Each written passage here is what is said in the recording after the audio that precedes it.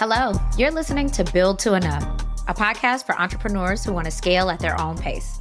I'm your host, Keila Trewick, and I'll be your chief storyteller and cheerleader. In a world that glorifies endless expansion, we're tuning out the noise and discussing the beauty of enough. Each episode, we'll dive into inspiring stories, practical insights, and strategies to cultivate sustainable success on your own terms. So whether you're a solopreneur, small business owner, or aspiring entrepreneur, get ready for a refreshing take on the entrepreneurial journey. This is Build to Enough. Hey, and welcome back to Build to Enough. The last episode, we talked about how hiring well increases your capacity, which, we are always here for, because when you are trying to stay lean, you want to make sure that you're hiring the right people at the right time. But I'm not the expert on that. And so I have brought a very special guest today to talk to us about hiring, about building your team, and resources that you can use to make that easier for you. So welcome, Kira. Thank you so much for having me. I've been so looking forward to this. Of course, we are glad to have you back. So before we jump into all of the stuff, why don't you introduce yourself, tell the audience a little bit about what you do and where your expertise lies? Yeah. So my name's Kira La Forgia, and I founded a consulting company called Paradigm People Operations Consulting almost 5 years ago now. And in that process, I thought I was starting out doing traditional outsourced HR and operations leadership development consulting, but then sort of the market told me that I fell into a very focused area where we were taking really complicated HR practices and putting them into bite-sized services for small businesses. And that's where really my passion lies. And then throughout the process and over the last few years, we've just been able to kind of become the go-to outsourced HR company for small business owners, primarily female founders, but we'll accept a man here and there. And really just with the interest of kind of changing the way that companies have utilized HR as sort of a little bit more of a C-suite mouthpiece. And in small business, we don't really need that. So in the process of the way that we've built the business, we've sort of become the person that sits next to your employees, but also can help support and filter the information to the CEOs that are making the big decisions when it comes to your most important asset, your people. Yeah, I mean, spoiler alert, Little Fish is a Paradigm client. We love working with your firm. I have shouted you all out every time I can to be able to say how well you treat small businesses differently. And I think it's a really important thing that we even do at our firm is like we recognize that the way that you look at a CFO or HR, if you were in a corporation, is way different than what those titles mean when your team is really small. And when you are growing a team, it can be really difficult for small business owners, firm owners, service providers to figure out how to do that strategically. So, first question on the docket. What are the signs that tell a firm owner or service provider that it's time for them to even start thinking about hiring? Well, I think that a lot of times there's a lot of generalized blanket advice out there that we see, like hire because you don't want to do this thing anymore, which is true. And hire Yes. because you don't have the time, also true. There's a lot of things that will contribute to this decision. But I think that the challenge I'll throw back to our sales calls or discovery calls or, clients that DM me in the DMs or, whatever it is that I don't know, what are your needs? Like where do you want to go? Do you want this to be a growth mechanism or do you want to buy yourself a little bit more time? And I think that a lot of times people don't realize that there is so much creativity and flexibility and freedom when it comes to building the type of small business that you want. And a lot of that freedom Yeah. lies within how you're choosing to utilize people to help you get from A to B for what you really desire. If you don't want to lead, if you don't want to manage people, if you don't want to build a culture, then there is a way to grow your business to a certain extent without having a team. But it really has to come from you because forcing somebody to go into a leadership position just so that they can say they're growing their business is probably not going to be a good result for either side. So I think when it comes down to it, if you're excited about the opportunity to lead and develop other people and create a ripple effect of your impacts, not only through your clients, but also through the people that you employ, then that's a pretty good sign that you might be moving in the direction of building a small team. And then you can kind of have little checkpoints here and there that can tell you in which way that's going to actually be able to serve your business and you the best. I think that's a really good point because when we talk about hiring, when we talk about building our teams, growing our teams, a lot of the focus is on getting a person to help us. Like, I think all of us make that same not mistake, but have that same thought going into it. It's like, I will bring you on and then you will help me and then my job will get easier and then we'll figure out how your job grows along the way. But to your point, you're really taking on a leadership or a manager role that either you weren't doing before, you at least weren't doing for this many people before you added folks. So let's say you're at a point where you say, okay, I know that I need to bring someone on, and keeping in mind that you are now kind of entering this leadership phase or expanding this managerial capacity, what would you say is the first step after making that decision to figure out what you need to do in terms of getting somebody on your team? Honestly, the very first step is go and talk to your money person. Figure out what you can afford. And then we can strategically help you build out the support, the role, the really strategic piece to what does that person do for your business? How are you able to leverage them, leverage their skills, leverage their talent in order to make the biggest impact for the Mm, bottom line? We often talk about how we will be able to help you with your profit margins and your labor margins and making sure that people are priced, I don't want to say priced as if they're like a product, but essentially your yeah. salaries are priced in a way that is still going to create ROI for you, either in time or money. And different businesses are going to have different priorities there. But really, and why I think we've been able to have so much success with Little Fish and working alongside you and supporting you is that you really have like a thought process that is founded in what is sustainable on the monetary side of the business. So it Yeah. allows us to be more impactful in regards to how we're helping you choose to utilize people within the confines of what you can actually afford. So it's funny that you say that because one, I think that it's important to remember that the money makes a difference. I think a lot of people just kind of make a dream team of, well, I would like a person that does this. And it's like, well, that dream person costs this much. And if you were actually looking at your budget and what you could afford, you can only afford this much. And that doesn't mean that you can't get a person that's going to be helpful for you or that couldn't really like change the direction of your business, but it may not be the exact job that you're looking for. When somebody comes to you with that, like I'm sure most of us do, because almost none of us have no idea how much a salary should be. Mhm. We are comparing ourselves to, major corporations who have money that we don't have. We want to make sure that we're paying people fairly, but we don't exactly know what that number looks like. When someone comes to you with this like dream idea of what they are looking for, they already have a budget in place. How does your firm help them define what they can actually afford in a role and what those roles and responsibilities in that job should look like? Yeah. So I think that I love this question because obviously it's going to be a little bit different for everyone. So, in the interest of making this long story short, when I first started my consulting company, I still work as a COO in as a full-time job.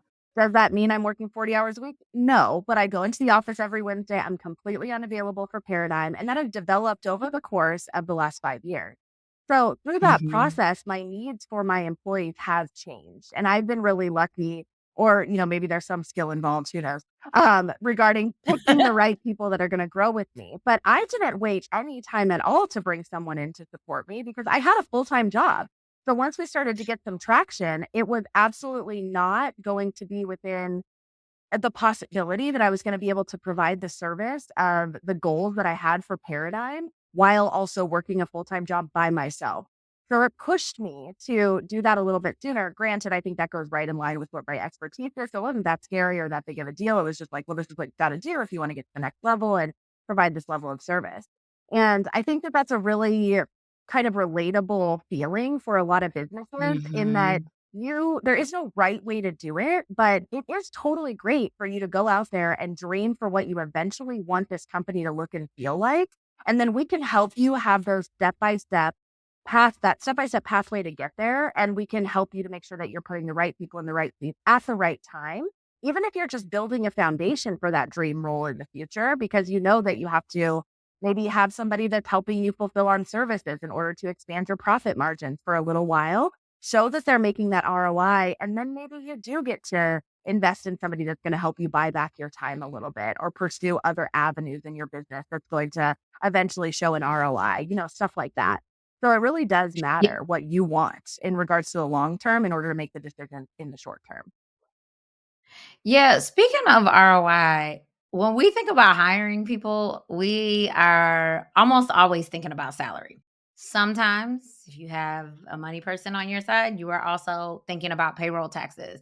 But what are some of the other hidden costs that people aren't thinking about when they're saying that they're going to expand their team and they've got this budget number in place? And you know that that budget number is going to have to encompass more than just paying the person. What other financial impacts are they not thinking about? I mean, I'm all about the time versus money situation. It depends on what your priorities Mhm. are, what you have going on. If you have the freedom to dump a lot of time into something, then our strategy is going to look a lot different than if you have a lot of money to dump into something, but you don't have a lot of Yeah. time. So I think that if you're able to really tune into how those things are connected to your long term goals, then it can help you to sort of see what those costs are going to be. Because if you're hiring someone to help you take time off of your plate, then you're probably not going to be spending a ton of time developing them or training them. Like you're actually bringing them Ah, in to take the things off of your plate. So that hidden cost of time for development, training, conferences, retreats, stuff like that. 401k match is a really simple one across the board. It's going to look kind of different for the person that's not necessarily going to be a revenue generating employee versus someone like my right hand, Kylie, that is going to be delivering to the client the service that we're creating that I'm actually getting paid for, not me personally, but the company is getting paid for all the activities that she is doing, where you can measure that ROI really seamlessly. But for those employees that are yeah. bringing you money, don't forget about the time that it's going to take for you to train them and develop them, infuse the culture into them. Make sure that you're creating space for them to have white space to not just be completing tasks every day, but to be thinking about that little extra thing we can do for our clients or that little extra thing that we can do to make somebody's experience great or that little extra thing that we can do to be like, hey, y'all, we need a referral. You got anybody? Like those little Yeah. things, Kylie generates those because of the white space in her schedule. So not every single second that she's working is she generating, a dollar for dollar amount, hours versus service, but she is making exponential impact on the rest of our team, the leadership that she's spending time doing. If she's leading our new department, that means that we're spending a little bit more money on Kylie's time there because we want to make sure that she Mhm. can lead other people. So I think the long-term goal is really going to need to be in focus for you to decide what those hidden costs are and how much you're willing to spend. But I think across the board, you can pretty much predict how much somebody is going to cost you. It's just up to you as the Yeah. leader to make sure that you are getting a return on that, and depending on what your priorities are, you get to decide whether or not that's time or money. I think as an aside, that's a really good point about how client experience is directly impacted by your hire, not just because you have another person on the team, but obviously as a client of yours, Kylie is always super responsive to us. Anytime we have a question, she has the space to be able to respond thoroughly, relatively quickly. And that can only happen when she has enough space to do her work and also be available for the random things that come up because they will for all of our firms and clients, they will, and we never feel left behind. And we're having a similar experience with your new team service, and we'll talk about that in a little bit. But just want to really reiterate how important it is that those funds that you're investing into your team members are not just their technical skills. It may be things like software that makes their job faster, or processes, which is the time that makes it so that things can automatically go through a very specific channel in order to make sure that the right person sees it at the right time. And I think that that gets missed again when we're thinking about hire a person and get them to help us, forgetting or maybe underestimating what that actually does from a client front of making sure that they feel heard and appreciated and taken care of, mostly because you gave them what you say, that white space, to make sure that they have room to be able to address those. Yeah, I mean, just to kind of tie it back to like the very core of your question in regards to the cost of these things, I think that the hidden costs are truly hidden, not behind a dollar amount, but they do come down to the effort that you're putting in and the time that you're building out within your culture based on what your priorities for your business are. There are plenty of agencies out there that are going to have maybe only a 5% white space based on the work that the people are doing. And that's a very cultural mechanism.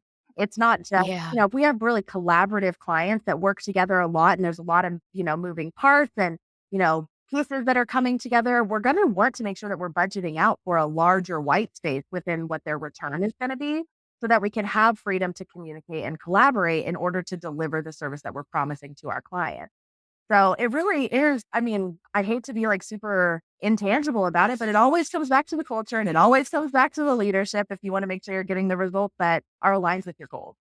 So that's a really good segue to my next question because everybody wants the unicorn, right? Everybody is like, give me my right person at the right time, at the right budget, so that they can come in and like change my business in 2 weeks. And as service providers and firm owners that run small businesses, how can we attract the right talent when we don't have maybe the budgets or the brand recognition of what feels like our competitors at larger corporations? Oh my gosh, this is such a good question. And I think it's right on the tip of my tongue because we were talking a little bit about the evolution of our new recruiting service today with our really experienced recruiter that I brought on board. And I actually think this is a really good example is that you can't be afraid to look silly, get made fun of, be vulnerable in the materials that you're Mm. putting out there about what you need support with.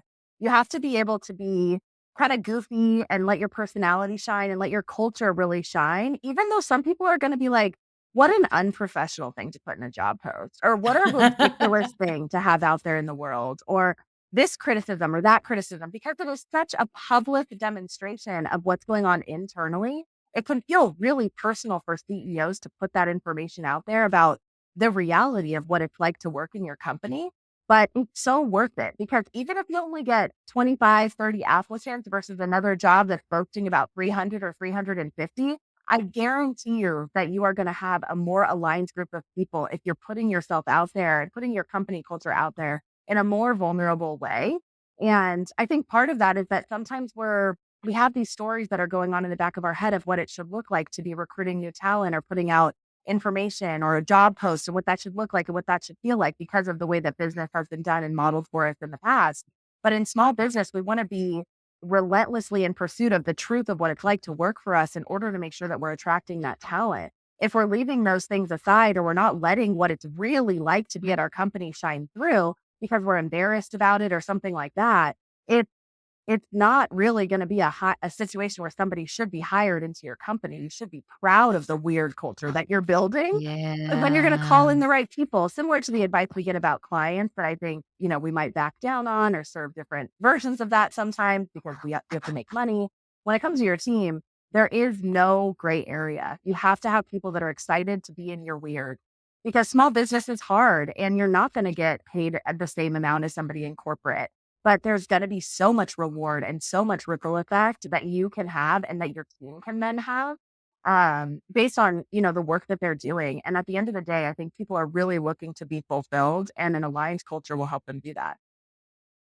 How do you showcase your culture? Like, I feel like there are, there's ways in which we talk about branding. There's ways that corporations just get to like show up in the world in Mhm. a way that we don't. How, when you're thinking about culture, which is generally something that we see internally, is like once you get here, you'll see how we work out. How do you, how would you recommend that people start thinking about showcasing that culture outside of people who aren't, or outside to people who aren't already on the team? Yeah, I think the example you just gave was a really, not to call you out, but kind of a fallacy because your Mm. thought was, well, you don't really get to see it until you're in it. But that's not true. Mhm. You could have it where you could have your culture be something that's out there that people can see if that's something that you desire and feels aligned with the work that you're doing. So there's no right way Okay. or wrong way. So like I think for you that was kind of showing like Little Fish is a very defined and very specific type of culture that is very similar to Paradigms, which is why I think I'm like, why don't Yeah. we just combine and get this over with? Um, but that thought of you'll see when you're here. It's actually kind of a culture marker because it's like we're exclusive and Oh, we are like really committed to each other. And that's not necessarily something that we're going to put on blast for the whole world to see.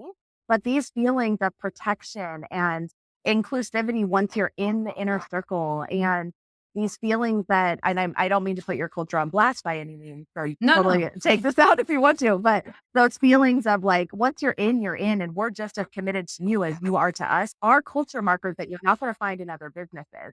So I think that's one of the things that Paradigm does really well is that we've been able to use our unique skills and talents to pull out those differences because a lot of CEOs will do the same thing you did and kind of make the assumption that everybody wants the same thing for their culture. But it Yeah. could not be more different. We could have 2 CEOs that are best friends that talk to each other every single day, and their cultures are gonna be totally different from each other, but they may not even really realize it. Because a lot of the times in Yeah. small business, it really does feel a lot more personal to have your culture really reflective of who you are and what your business's desires are. But we just wanna push you one step further and say, "Okay, let's make sure that you can have a little bit of a boundary between yourself and your culture." We do that through HR policies. So, for example, creating a situation where you might have 20% white space on top of deliverables for an agency or firm model because you want to make sure that you're encouraging collaboration. You don't want people to feel overworked.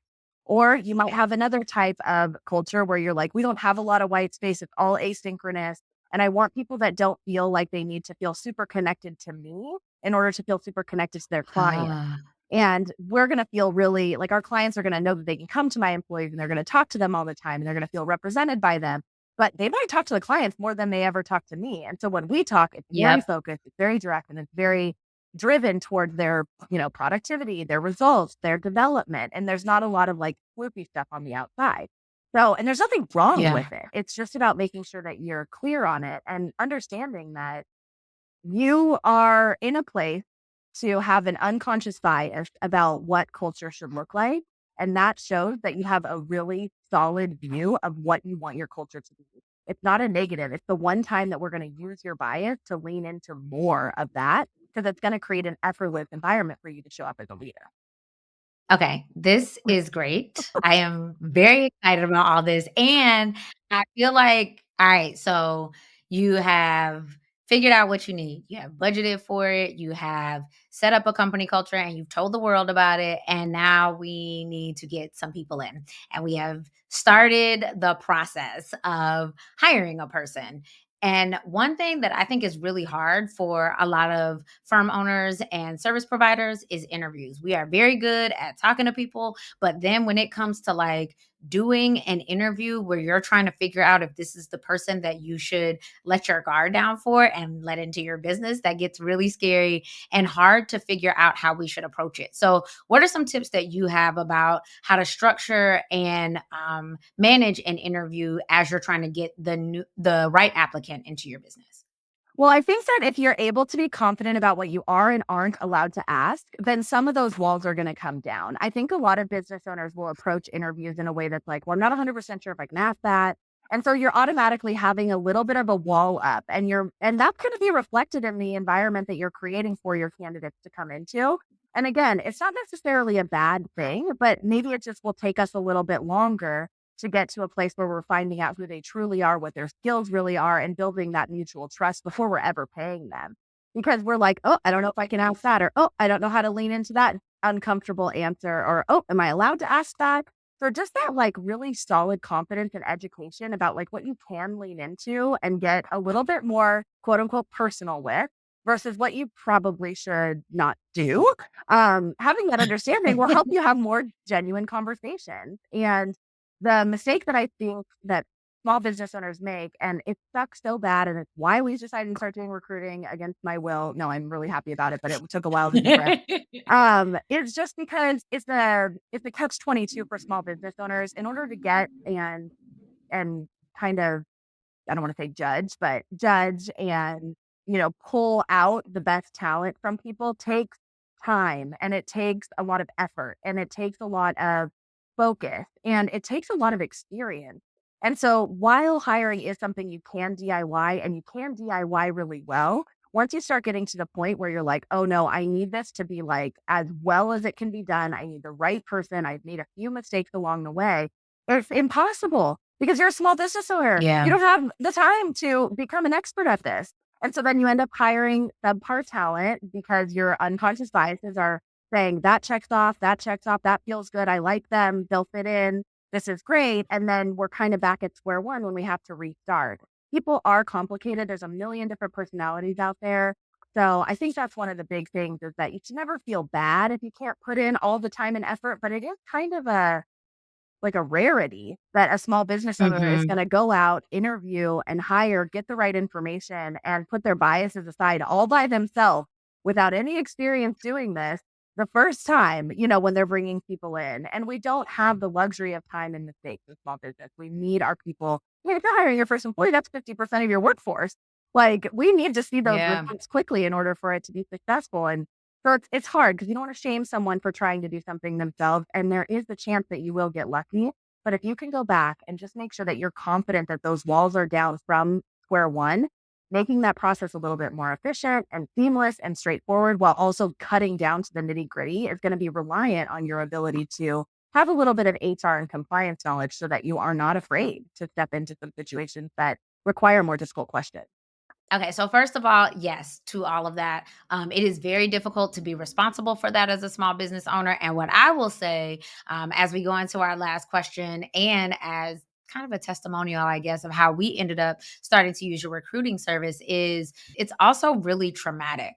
Like, the number of people that we've either lost or had to fire or insert whatever here when I thought I did the right thing going in this time because I thought I messed it up last time and I corrected for that and everything was supposed to be better now and it isn't, and now another person is gone, and so you have this distrust of yourself at the same time that, like you said, I need somebody in here immediately. So I would love for you to give some insight as to how you finally came around to like building this service as something that we could take advantage of, and also why you think it's so important for people like me who are walking into this. And yeah, I did it a couple times really well, and then I did it a couple times not really well at all. And I needed help and didn't necessarily know what I needed to be able to support me through that. Yeah, I mean, your story is really one of the catalysts for that because I do believe that you can be cost effective and leverage your current team to help you to get people in the door. And it isn't always a guarantee whether you're using a recruiter or not, which was one of the reasons that I didn't want to do this. Like, I've been in recruiting and hiring for such Ah, a long time. I found so much comfort in this feeling of being able to always deliver an exceptional experience for my clients, and they're it's housed in deliverables, and we have yeah. complete control of it and all of this stuff. So, we had a recruiting partner that we had been using for a long time, and about a year and a half ago, she decided to go back and be a teacher again. And I Oh, really leaned on her. That way, if people needed that support, they could go and benefit from her experience. And, you know, the millions of times that you are burned versus a small business owner a few times here and there. And we learned from all of these experiences, the last 12 years of hiring hundreds and hundreds of people, promoting them, developing them, getting tricks by them sometimes, things like that. We yes. teach you these things that are hard to explain. So in the process of all of that, I really wanted Paradigm to be a thing that I was 100% sure we could deliver on every single thing, every single time.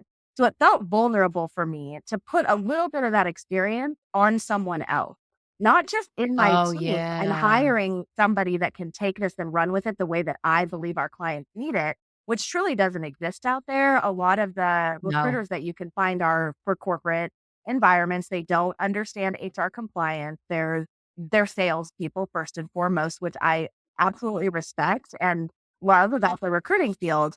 But small business owners need somebody that's going to understand their culture so that they have a higher success rate. There is much more of a cultural impact on a new hire in a team of 5 to 10, or like we said earlier, two or three even, than a Yeah. big corporation where a lot of it can kind of be washed out as you're going through this experience. So it was like, okay, well, now you have to take on this uncomfy feeling of doing something new after establishing, the services that we offer. And we've helped almost 100 businesses do that. And so I have to do that. And then I also have to find somebody that I can trust that's going to really understand this, and I have to make sure that it feels fun and aligned. One thing that I will say, Kylie, who is my right hand, and we've mentioned a little bit on this podcast, it was so excited about doing this for our clients because of the relationships we have with them. She's been pushing me for a long time. So it was it was good to have her say, we need to do this because no matter what, we're going to be able to produce something that's better than anything that anyone else is doing. And it's going to be so much better for our clients too.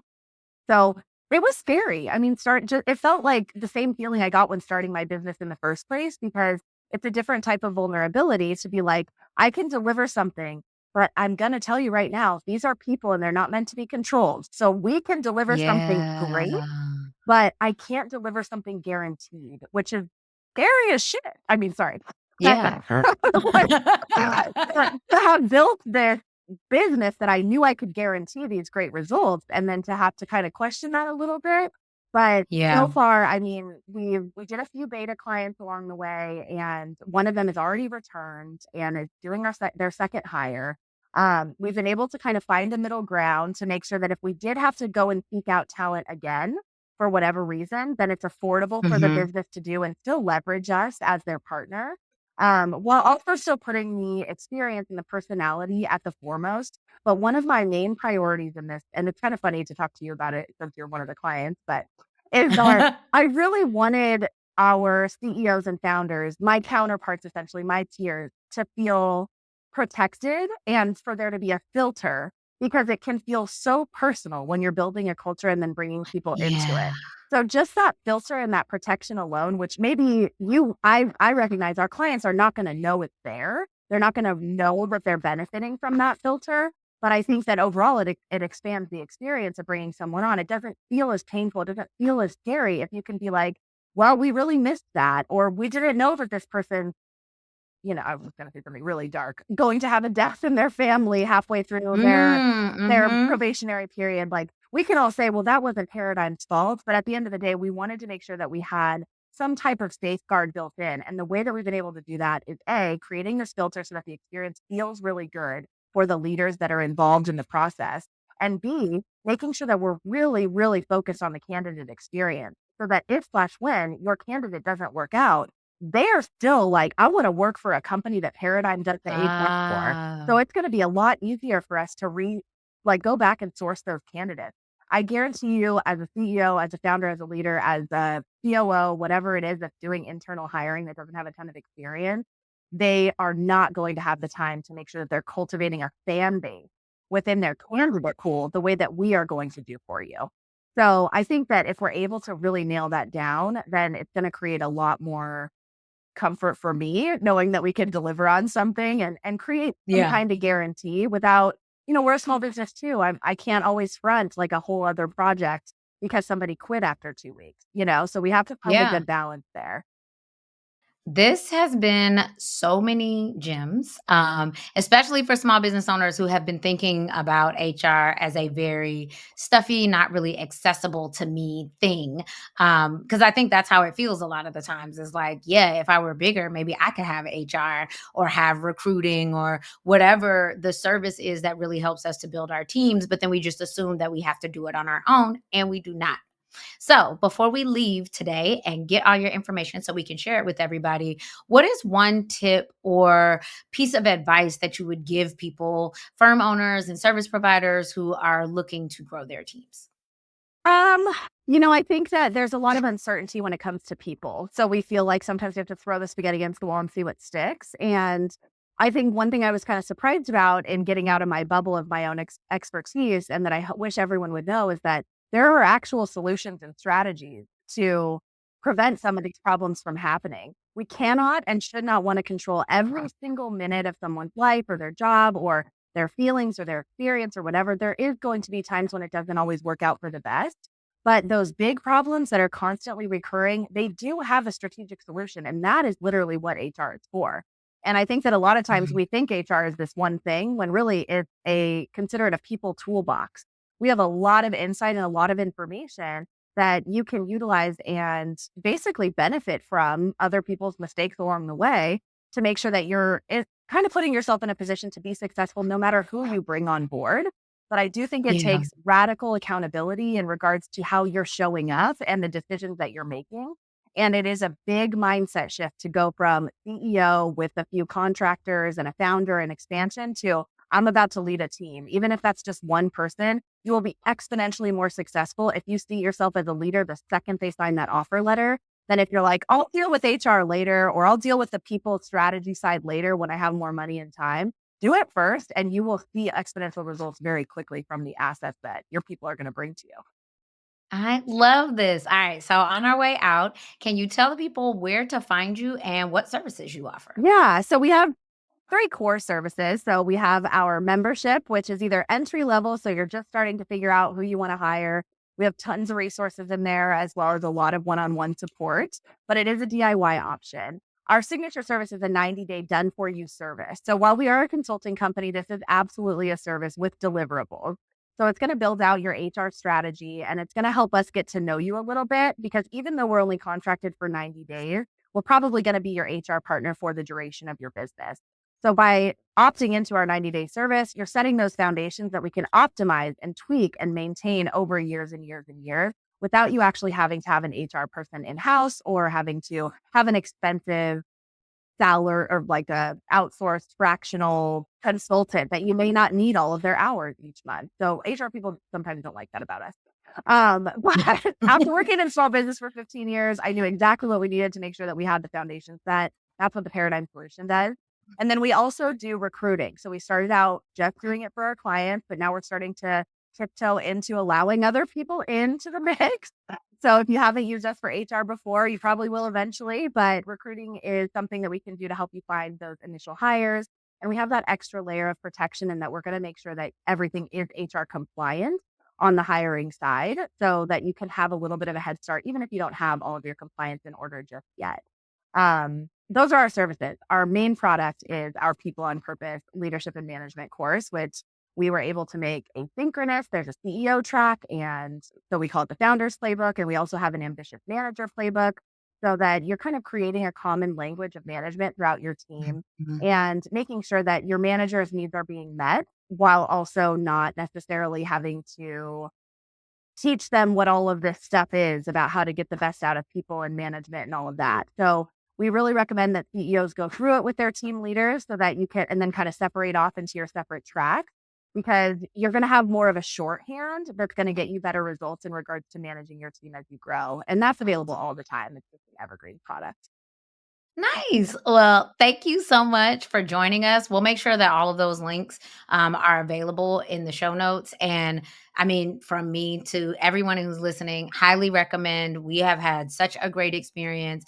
And I'll say, as a small business owner that has been really trying to intentionally grow the right team of excellence for our firm, our partnership has been invaluable. And Oh, the team would stand behind me and saying all that too. So I'm excited for you to be able to share all this information with more listeners who probably have similar issues as mine. And now they can find a partner that they can help. So yeah. thank you, or that can help them. Yeah. Thank you so much for joining us. Yes. Thanks for having me. It's always the best.